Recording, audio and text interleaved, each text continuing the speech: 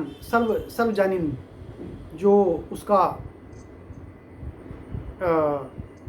Process था वही जाकर अटक गया।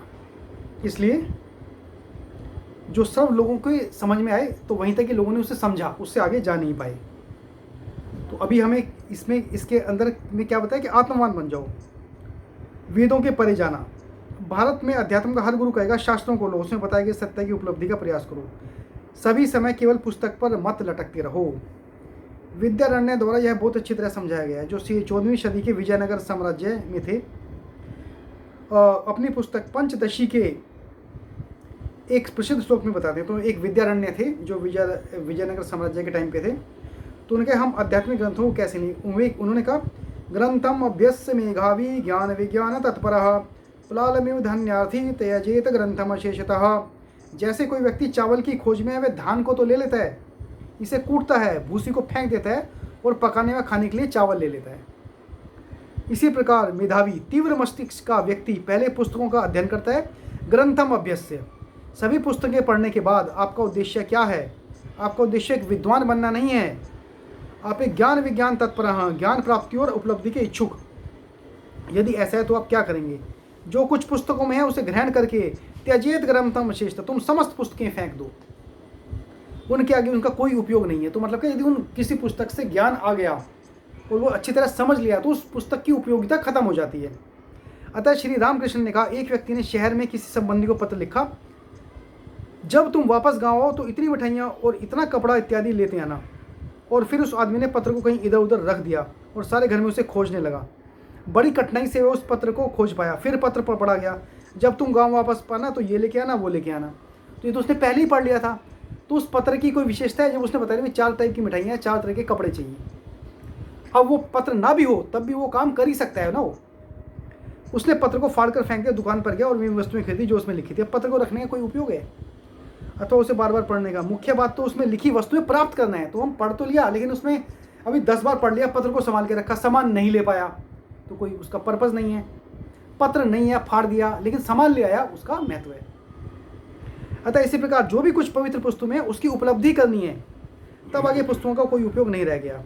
अतः तजेत ग्रंथम अशेषतः, पुस्तकों पर समस्त निर्भरता को फेंक दो। मतलब उस पुस्तकों पर डिपेंड मत हो। तो मतलब ज्ञान सब दिमाग में आएगा, फिर पुस्तकों पर डिपेंड मत हो। भारत में यही दृष्टिकोण रहा है। सभी धर्मों के रहस्यवादों अभी तभी कई सालों तक श्रुति और स्मृति, मतलब लिखे नहीं थे ग्रंथ, तो सब दिमाग में ही सब कुछ रहता था। सभी धर्मों के रहस्यवादियों ने यही किया है। जब उन्होंने सत्य का प्रत्यक्ष अनुभव कर लिया, उन्हें पुस्तकों की क्या आवश्यकता रह जाती है? जब आप धर्म को एक प्रयोग के रूप में लेते हैं, आपको पुस्तकों की आवश्यकता नहीं है। अतः 6वें अध्याय में श्री कृष्ण कहते हैं, जिज्ञासुर सुरपि योगस्य शब्द ब्रह्माति वर्तते। जब भी तुम अध्यात्म जीवन के प्रति जिज्ञासु हो, तुम पवित्र पुस्तकों के क्षेत्र से बाहर निकल जाओ। तो पुस्तकें पवित्र हैं, एक लेवल तक आपको हेल्प करती हैं, लेकिन उससे आगे जाने के लिए तुम्हें पुस्तकों की भी जरूरत नहीं है। तुम्हें उनकी और आगे आवश्यकता नहीं है। केवल समस्या को समझने के लिए आपके लिए पुस्तकों तो एक हेल्प करती हैं। इस अध्यात्म मार्ग पे जाना कैसा है वो सब प्रोसेस लिखा है। जब वो उसको प्रैक्टिकल करोगे, एक्सपीरियंस करोगे, तो पुस्तकों से आगे निकल जाओगे, ये कहा गया है। जब आप एक प्रयोग करने वाले व्यक्ति हैं, केवल पुस्तकों के विद्यार्थी नहीं हैं, जब आप एक प्रयोगकर्ता बन जाते हैं, तब पुस्तकों का नियंत्रण कम से कम होता जाएगा। उसके बाद अतः निर्द्वंद्वो नित्यस्थो निर्योग क्षेम आत्मान, जीवन के द्वंद्वों से मुक्त हो जाओगे, पूर्णतः स्वस्थित। आप बिना किसी उत्कंठा या चिंता के अपने अंदर की आत्मा की शक्ति में स्थित हो जाते हैं। हमें यही प्राप्त करना है, पुस्तकें बाद की बात हैं, मुख्य तो अनुभव है। यही जीसस ने कहा है। नया टेस्टामेंट, इसके क्रिश्चियनिटी में 2 टेस्टामेंट, ओल्ड टेस्टामेंट बोलते हैं कि न्यू टेस्टामेंट बोलते हैं। तो अभी मोस्टली क्रिश्चियंस न्यू टेस्टामेंट को मानते हैं। तो कहा गया New Testament, the letter killeth the spirit giveth life, the letter killeth the spirit giveth life. अक्षर मारता है और आत्मा जीवन प्रदान करती है, ये टेस्टामेंट में कहा गया है। आवश्यक की खोज तथा अनावश्यक का परित्याग इस्लाम के अध्यात्म में भी एक पुरातन परंपरा रही है। तो उसने कहा कि अनावश्यक, जो चीज़ आवश्यक है उनका परित्याग कर दो और आवश्यक की खोज हमेशा करते रहो। तो ये भी कहा है। तो उस समय को छोड़कर, जबकि मुल्लाओं का वर्चस्व होता है, तो मुल्लाओं का वर्चस्व छोड़ो और ये आवश्यकता की खोज करो, ये इन्होंने कहा है। फारस के मौलाना जलालुद्दीन रूमी अपनी प्रसिद्ध पुस्तक मनस्वी, अब मुस्लिम की 2 महत्वपूर्ण किताबें, एक तो कुरान और एक है मनस्वी। तो कुरान के बाद की जो दूसरी सबसे इम्पोर्टेंट बुक है वो उसे बोलते हैं मनस्वी, जो जलालुद्दीन रूमी ने लिखी है। तो उसमें उन्होंने कहा है, मन जे कुरान मगज रहा बर्दाश्तम उस्तु खान पे इसे सगा अंध ख़त्म। कुरान में से मैंने खींच लिया है और सूखी हड्डियाँ कुत्तों के लिए फेंक दी हैं। तो जो अच्छा चीज़ है वो मैंने कुरान में से ले ली है, बाकी तो हड्डियाँ बची हैं। हमारी सनातन धर्म परंपरा में यही बल दिया जाता रहा है, साधना और अनुभव, आध्यात्मिक अभ्यास और उपलब्धि। तो किताब पढ़ने का कोई मतलब नहीं, 50 बार पढ़ लो, 100 बार पढ़ लो, जब तक कि उसको एक्सपीरियंस ना किया जाए विद्वता का कोई अर्थ नहीं है। यह केवल प्रारंभिक सहायता है, इसके अतिरिक्त और कुछ नहीं। तो यदि जैसे एक फॉर्मूला है a+b का whole square a² + b² + 2ab, एक बार आपको फॉर्मूला पता चल गया, फिर आपको a की वैल्यू कुछ भी हो, b की वैल्यू हो, तो बच्चा वो काम कर सकता है। तो पुस्तकें सिर्फ एक मार्ग बताती हैं, उस मार्ग पे चलना स्वयं को है। इस विशेष संदर्भ में एक महत्वपूर्ण श्लोक आता है, यावनार्थ उदपाने सर्वतः संपुलोदकः तावान सर्वेषु वेदेषु ब्राह्मणस्य विजानतः। उस आध्यात्मिक व्यक्ति के लिए जिसने स्व को जान लिया है, सभी वेद उतने ही उपयोगी हैं जितना कि सब तरफ बाढ़ आने पर किसी तालाब का उपयोग। अभी मेरे पास सब जगह पानी, मेरे पास जलाशय खूब है, पानी है, तब मैं किसी वेद को कहें, वेद एक ऐसा छोटा सा एक जलाशय कहा, इस श्लोक में कहा गया है, यदि आपके पास संपूर्ण जलाशय है तो आप किसी और जलाशय, किसी तालाब के पास पानी लेने जाएंगे? आपके पास खुद ही इतना जलाशय है। वह व्यक्ति, वह आध्यात्मिक जिज्ञासु जिसने सत्य को प्राप्त कर लिया है, उसके लिए इन वेदों का क्या महत्व है? फिर में वेद सत्य को ही बोलते हैं, सत्य कोई पा लिया तो उसकी वैल्यू नहीं है। फिर वे उदाहरण देते हैं, एक बड़ी झील है जिसमें ऊपर तक पानी भरा है, या अनार्थ उदपाने सर्वदा संपुद लोदकः। सभी जगह जल ही जल है, सब जगह आपके पास पानी है, नहीं उस वाले जलाशय से पानी मिले क्या नहीं। तब आप पास में बैठे हुए हैं, अब आप थोड़े पानी के लिए आप कुआं खोलेंगे, नहीं भाई वहाँ पर एक कुआं खोल लेते हैं, वहाँ पे थोड़ा पानी आ जाएगा। जब आपके पास पानी खुद ही है, केवल हाथ बढ़ाइए, आपके चारों ओर जल ही जल है। इस प्रकार जब किसी व्यक्ति को आत्मा का बोध हो जाता है, उसके लिए वेदों की उतनी ही उपयोगिता है जितनी झील के पास बैठे व्यक्ति को कुएं की। यही उदाहरण दिया गया है, तावान सर्वेषु वेदेषु ब्राह्मणस्य विजानतः। एक व्यक्ति जो यह सत्य जानता है, आध्यात्म का एक साधक, वह वेदों के प्रति इसी प्रकार का दृष्टिकोण रखेगा। जैसे कि पानी के लिए कुआं खोदने की कोई आवश्यकता नहीं है, जबकि आपके चारों ओर जल की बाढ़ आई हुई है, आप केवल हाथ बढ़ाकर उसे ले सकते हैं। अतः श्री कृष्ण द्वारा इसी प्रकार का उदाहरण इस संदर्भ में दिया गया कि आध्यात्मिक अनुभूति का प्रयास आपको अधिक से अधिक पुस्तकों के नियंत्रण से परे ले जाता है। पुस्तकें आरंभ करने के लिए उपयोगी हैं, केवल विद्वता धर्म का उद्देश्य नहीं है, उद्देश्य आध्यात्मिकता है। श्री रामकृष्ण सदैव कहते थे, बिना आध्यात्मिक रुझान और अभ्यास के विद्वानों का व्यवहार गिद्धों जैसा होता है। तो जिन्होंने खाली किताबें पढ़ ली, ऊपर आकाश में बहुत ऊपर उड़ते हुए भी उनकी दृष्टि पृथ्वी पर पड़ी हुई लाशों पर होती है। तो कहा गया है कि गिद्ध ऐसे हैं जो सबसे आकाश में सबसे ऊंचे हों, सबसे सब कुछ देख सकते हैं, लेकिन वो देखते क्या है? खाली लाश। केवल विद्वता की यही प्रकृति है, बिना विवेक के, बिना आध्यात्मिक पिपासा के केवल विद्वता हमारी परंपरा में कभी ऊंची नहीं मानी जाती। तो बहुत ज़्यादा विद्वान हो, लेकिन जिसने उसका व्यवहारिक जीवन में उसका उपयोग नहीं किया, तो ऐसी विद्वता का क्या लाभ। इसी श्लोक में श्री कृष्ण एक सुंदर विचार देते हैं, जो इस योग बुद्धि योग के दर्शन की शिक्षा के लिए केंद्रीय बनाए थे, और बहुत महत्वपूर्ण श्लोक 2.47, कर्मण्ये माधिकारस्त मा फलेषु कदाचन मा कर्म फल हेतुर्भु माते संगोस्त्व कर्मणि। तुम्हारा अधिकार केवल कर्म पर है, वो तुम्हारे कंट्रोल में है, लेकिन फलों पर कभी नहीं। कर्म के फलों से तुम कभी प्रेरित न रहो, न ही तुम कर्म न करने के प्रति आसक्ति रखो। तो कर्म न भी मत करो, इसी श्लोक में दोनों बोला गया है। कर्म तुम्हारे अधिकार में है, फल नहीं तुम्हारे अधिकार में है, लेकिन इसको कर्म को ना करना भी आसक्ति है। केवल कार्य करने पर तुम्हारा अधिकार है, कर्मण्यस्य माधिकारस्तु मा फलेषु कदाचन, कार्य के फलों पर नहीं। तो यदि बोलता है कि भाई मैं तो एक महल एक बना के मैं कोई पृथ्वी पर एक निर्माण करता है, पता चला एक आधा होने के बाद बाढ़ आ गई, उसमें नहीं हुआ है, या वो मिट्टी इतनी पोली थी कि वो उसमें पिलर ही नहीं हुए, तो कर्म तो किया, लेकिन फल पे तो अधिकार है ही नहीं। या हर 2 दिन के बाद वहाँ भी इतनी बाढ़ आती थी कि वो वहाँ पर रहना ही संभव नहीं था। तो कर्म की इच्छा करके कर्म तो किया, लेकिन वो फल तो मिला ही नहीं उसे, तो वो हमारे कंट्रोल में होता ही नहीं है। लेकिन यदि हमें फल या कर्म का फल नहीं मिलता, हम पूछ सकते हैं फिर हम कर्म करें ही क्यों? इसका उत्तर दिया हुआ है। यदि आप ऐसे कहते हैं कि तो नहीं, कार्य निरंतर करते हो, यह गीता कहती है माँ कर्म फल हेतुर्भु, इससे मिलने वाले फल के प्रति सदैव ध्यान देते हुए कर्म मत करो। और अंत में गीता कहती है माते संगोस्तु अकर्मणि, अकर्म मातो संगो अस्तु अकर्मणि, कर्म के प्रति आसक्त मत रहो, अकर्म के प्रति मतलब काम नहीं करना, फिर हम क्यों काम करें, वो भी आसक्त नहीं रहना। इस श्लोक में 4 प्रस्ताव हैं, तो 4 चीज़ें बताई हैं इसमें। आपका अधिकार केवल कार्य करने का, फल का नहीं है। फल आपके कार्य की प्रेरणा नहीं होनी चाहिए। और आप अकर्मण्य मत बनो, कर्म नहीं करना वो मत बनो। यह एक महत्वपूर्ण श्लोक है जो कि लोगों में बहुत सी भ्रांतियां भी पैदा कर सकता है। हम फलों की देखी तरफ देखे बिना कैसे काम कर सकते हैं। लोग कहेंगे मैं ऑफिस क्यों, तो मेरे सैलरी नहीं मिलेगी, मैं तो उसी के लिए जा रहा हूँ, मैं क्यों ऑफिस जाऊँ। हम ये सवाल पूछते हैं। यह एक महत्वपूर्ण कथन है। मैंने कभी कभी विद्यार्थी कहें भाई मेरे को रिजल्ट नहीं मेरे को मिलेगा, पास ही ग्रेड नहीं आएगा, तो मैं क्यों पढ़ूँ। तो कुछ लोग इसका उल्टा मतलब भी इसका निकाल सकते हैं। मैंने कभी कभी विद्यार्थियों को देखा है जब वे इस प्रकार का श्लोक सुनते हैं वे कथन की केवल ऊपरी सतह देखते हैं।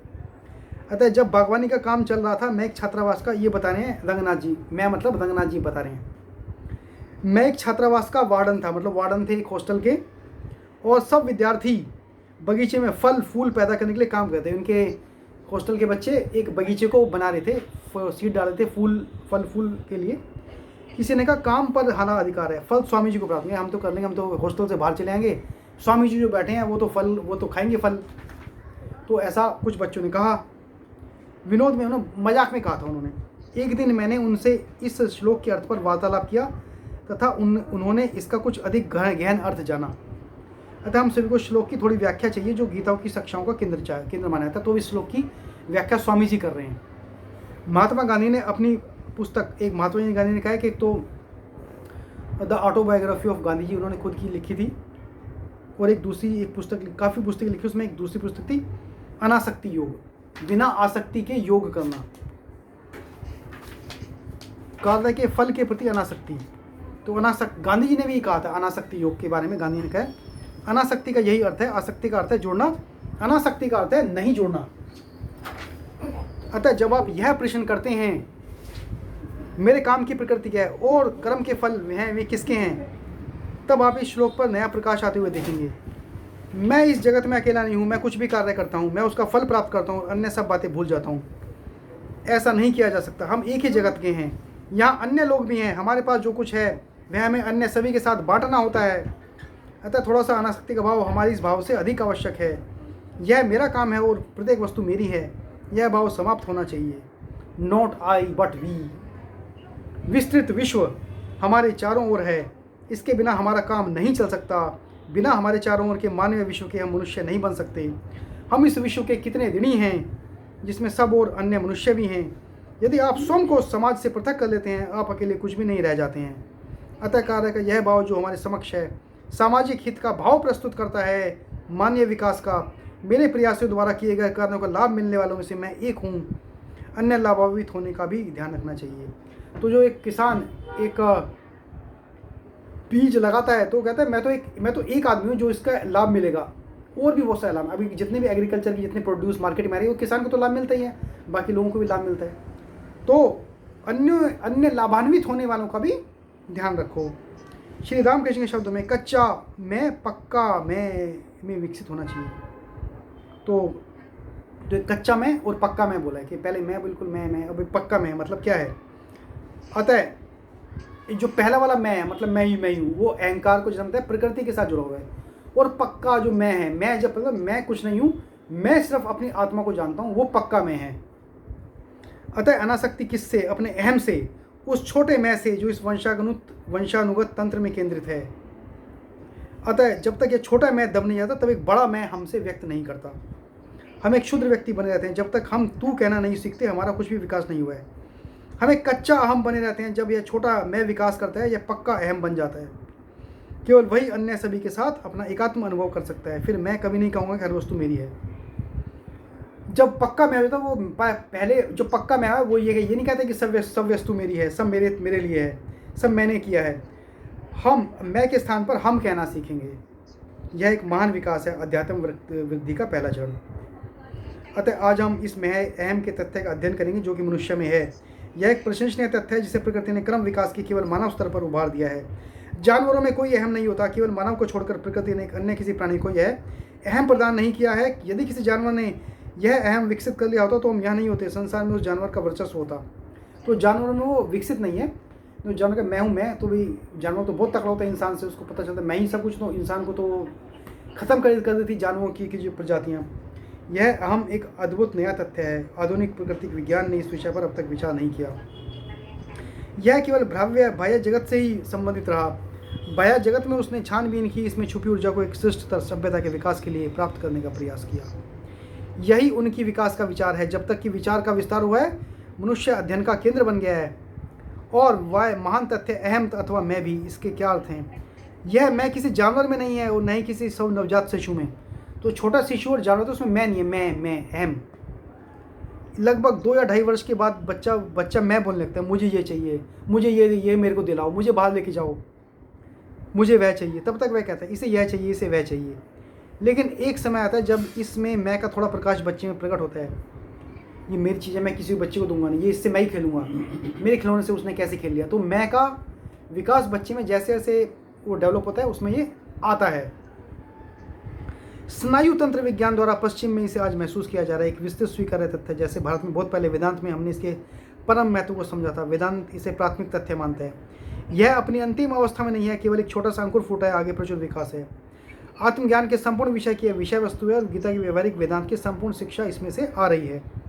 अतः इस विषय को गहनतापूर्वक लेना होगा। और यह देखकर मुझे प्रसन्नता है कि गत 50 से 70 वर्षों से पश्चिम आत्मा ध्यान अहम और इसकी संभावनाओं के इस विलक्षण विषय क्यों ला रहा है। तो भी अपने पैडागोजी नई सीखने की विद्याओं का विकास हो रहा है, पैडागोजी डेवलप हो रही है, एजुकेशन में नई चीज़ें आ रही हैं। तो पश्चिम इसे समझ रहा है कि मैं के आगे अहम वी कैसे, आई टू वी कैसे जाएं। यह विषय वेदांत के एक हल्की प्रतिध्वनि के रूप में एक पुस्तक में अभिव्यक्ति प्राप्त कर रहा है। और ये हजारों साल पहले कृष्ण ने अपनी गीता में बताया कि मैं से वी की तरफ कैसे जाते हैं, जिसका नाम है द साइंस ऑफ लाइफ, जीवन का विज्ञान, जो कि 20वीं सदी के दूसरे दशक में H.G. वेल्स एक बहुत बड़े फिलोसफर हुए हैं, G.P. वेल्स और जूनियर हक्सले द्वारा लिखी गई हैं। तो हक्सले ने काफ़ी सारे वेदांतों का अध्ययन करके, काफ़ी सारे और फिलोसफीज का अध्ययन करके बुक्स लिखी हैं। तो वेल्स और हक्सले का अच्छा नाम है। उसमें आपको क्रम विकास में अहम के स्थान के बारे में एक अद्भुत अंश मिलता है। उनका पेज 875 से 879 में उन्होंने द साइंस ऑफ लाइफ एक बुक है, उसके 875 से 75 पेजों में ये चीज़ कहा गया है।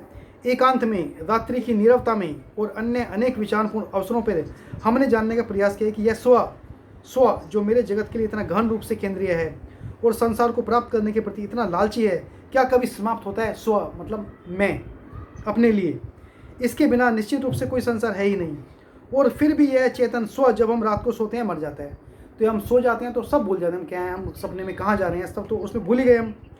और हम उन विविध सत्रों को नहीं जान सकते जिनके द्वारा अपनी अवस्थाओं के अंतर्गत या चेतना में अपनी अस्तित्व में खिसक जाता है। व्यक्ति जो स्व में केंद्रित है, हो सकता है प्रकृति का मात्र एक उपाय हो, एक सुलभ अस्थायी भ्रांति जिसका प्रकृति के लिए पर्याप्त सामरिक मूल्य, स्ट्रेटेजिक वैल्यू हो। मनुष्य द्वारा अवलोकित जगत की तस्वीर जितनी बुद्धिमत्तापूर्ण विस्तृत होती जा रही है, उतना ही जीवन के प्रति तीव्र लालसा। अब वो कहने के जो परलौकिक, अवलौकिक मतलब परा वर्ल्ड, जो दूसरा वर्ल्ड है, उसके बारे में मनुष्य की जिज्ञासा है कि भाई क्या है। लेकिन उतनी जीवन के प्रति तीव्र लालसा भी उसकी बढ़ रही है, जिसका अंतिम रूप से तिरस्कार अवश्यंभावी असहनीय हो रही है।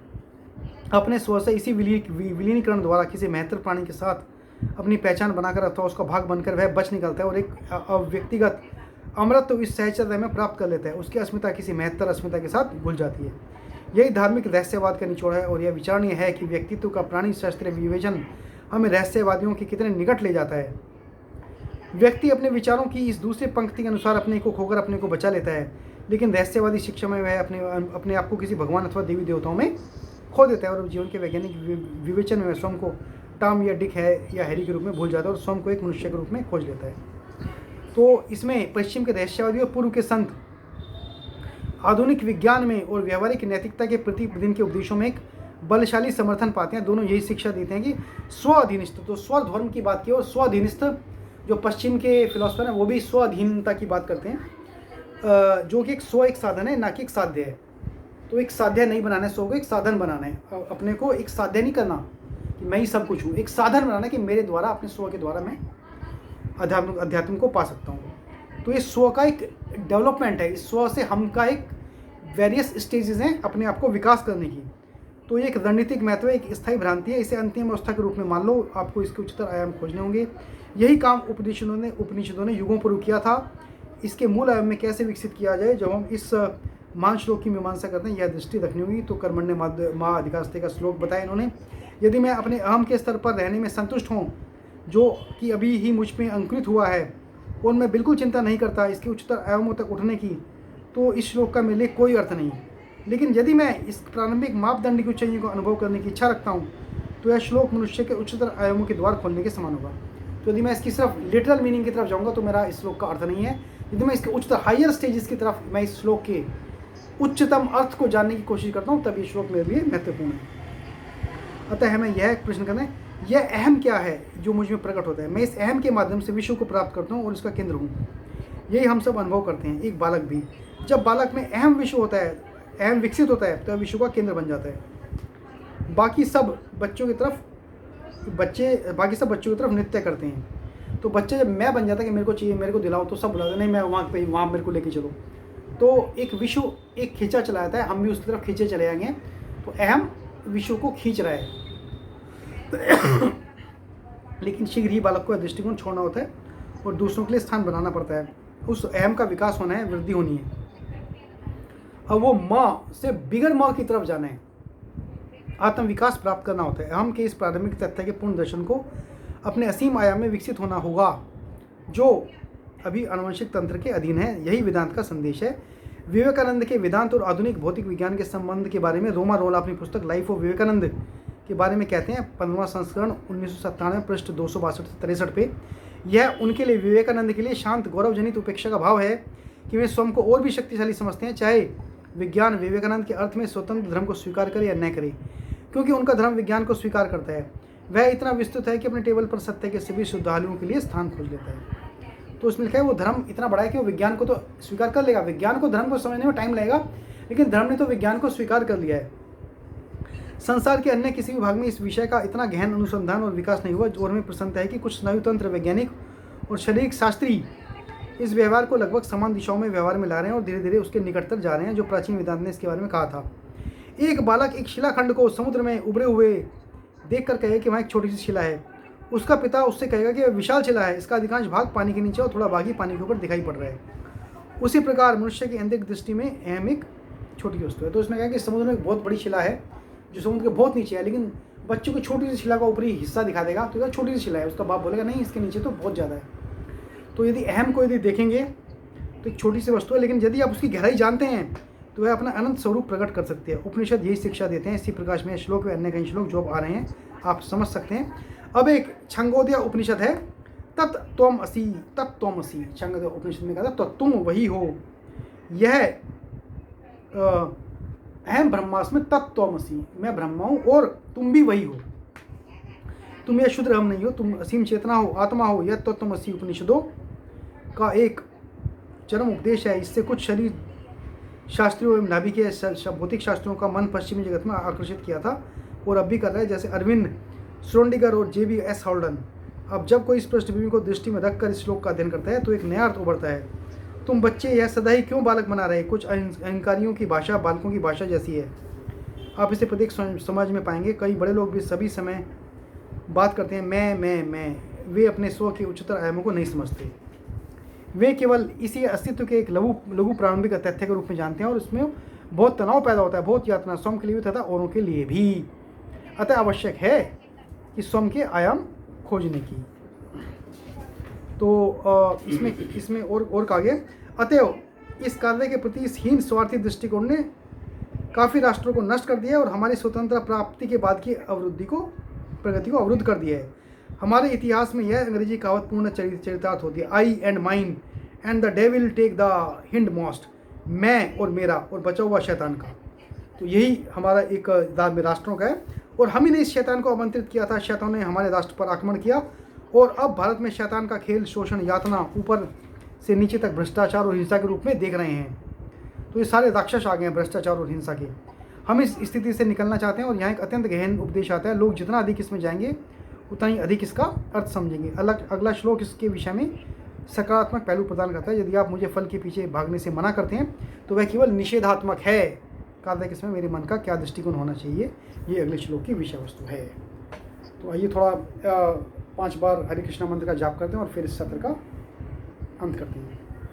हरे कृष्णा कृष्ण कृष्णा हरे हरे, हरे राम राम राम हरे हरे, हरे कृष्णा कृष्ण कृष्ण हरे हरे, हरे राम राम राम हरे हरे, हरे कृष्णा कृष्ण कृष्ण हरे हरे, हरे राम राम राम हरे हरे, हरे कृष्णा कृष्ण कृष्ण हरे हरे, हरे राम राम राम हरे हरे, हरे कृष्णा कृष्ण कृष्ण हरे हरे, हरे राम राम राम हरे हरे। सभी भक्तों को प्रणाम और आज बृहस्पतिवार 7:30 से 8:30 हम इस सत्र करते हैं। आज के लिए खाली 6:30 से 7:30 किया, अदरवाइज़ हर बृहस्पतिवार 7:30 से 7:30 होता है।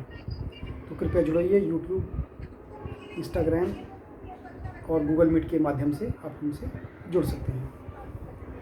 हरे कृष्ण। सब भक्तों को प्रणाम, नमस्कार।